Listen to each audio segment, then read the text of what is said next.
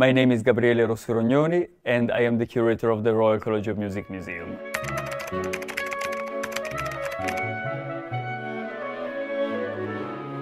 The college manages one of the largest collections in the country of music-related objects. It's more than 15,000 objects, and the collection started with the beginning of the history of the college in the 1890s. And so we decided to build a new area which is fully accessible at the heart of the college and that projects our ambition to bring together our musical history with the future and current identity of music.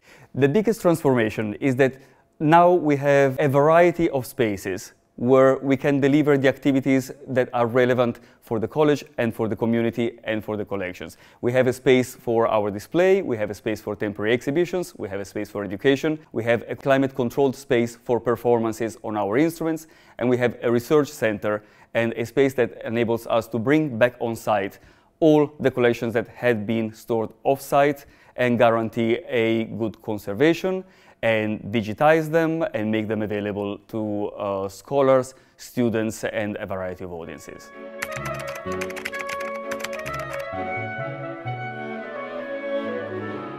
What I'm really proud of is that now we have a space that is vital.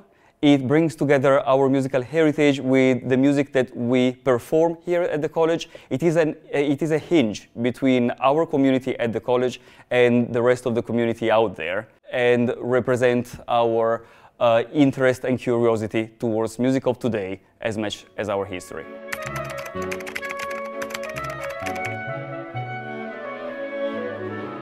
The college manages huge collections. They recently received designated status from the Arts Council of England as core resources for the cultural history of the country.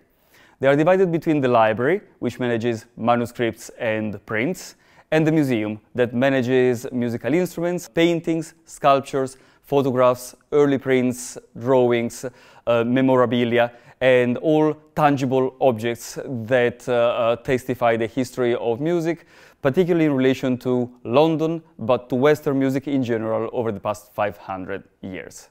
It's very hard for me to find a favorite item out of 15,000 objects, because each has its own story, each has its own beauty. The ones that I like best are the ones for which we helped writing the story. And my favorite right now is a Citrinchen by Joachim Thielke. And the reason why I like it so much is that during the redevelopment of the museum, a painting made in the 1790s was brought to our attention. And the painting represents exactly our instrument, painted 100 years after it was made. And we've been able to acquire the painting and made it part of our collection.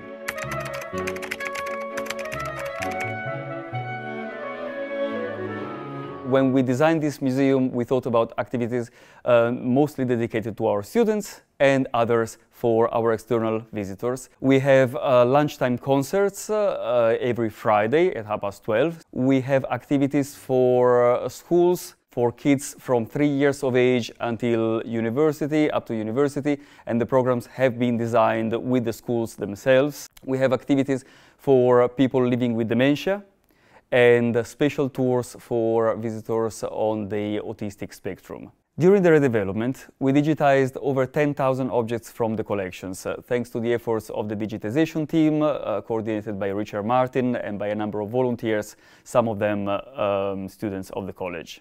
Our ambition is to make our collections as available online as they are on-site.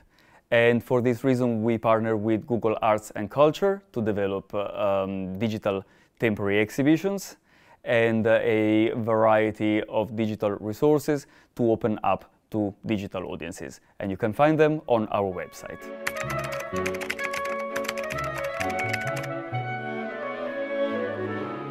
Our first temporary exhibition, Musical Portraits in Bohemian London, was generously supported by Princess Heidi von Hohenzollern and focuses on a time when the college was at the heart of a community of artists, poets and musicians that all worked and lived next to each other at the end of the 19th century, early 20th century, when the college was beginning to operate and the pre-Raphaelite community was congregating around it. This will be the first of a long series of temporary exhibitions. We are planning to deliver 2 to 3 temporary exhibitions every year.